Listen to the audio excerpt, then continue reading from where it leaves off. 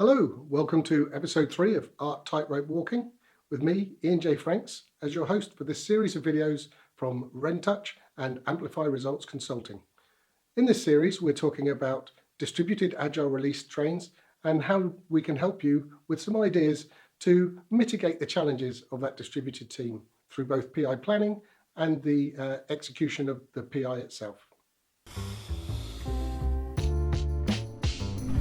Art Tightrope Walking with me, Ian J. Franks, resulting from a collaboration between Amplify Results Consulting and RenTouch. In this episode, we're talking about the Inspect and Adapt workshop. Now, Scaled Agile Framework would suggest that you do your Inspect and Adapt workshop just before you do your PI planning event, i.e. when everybody is co-located and travelled into the same location, and therefore it's much easier to run a full retrospective event as well as go over the quantitative measurements and look at the PI train performance. In the scenario where you have a distributed art, that's not necessarily going to be as easy. So we need to find another way to be able to conduct the very important Inspect and Adapt workshop that will help us improve our process and the train's execution going forward. So one of the ways I've approached this in the past is to run the Inspect and Adapt workshop in the previous week, i.e. the first week of the innovation and planning iteration. If you run that exercise then, you can run it as a distributed event and you can take some steps to be able to identify some challenges that you can potentially put into your backlog for your PI planning event the following week.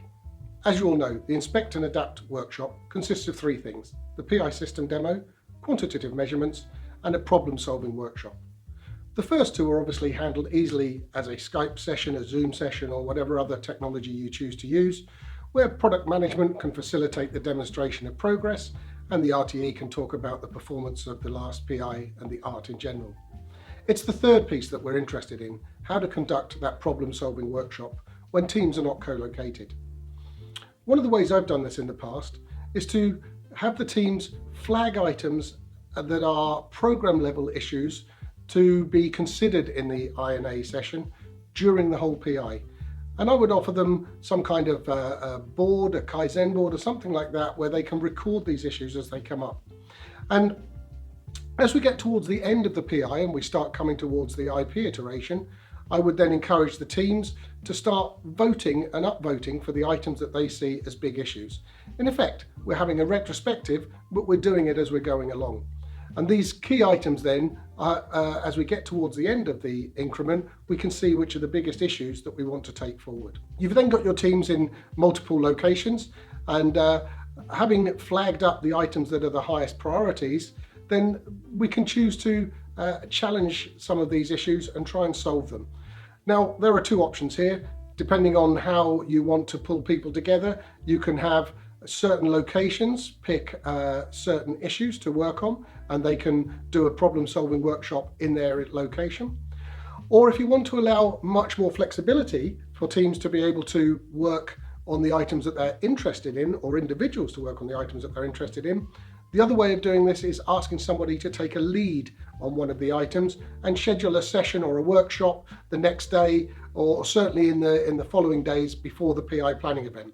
Hence the suggestion to hold a distributed INA workshop the week before the PI planning event. So that's just one approach, something that might help you.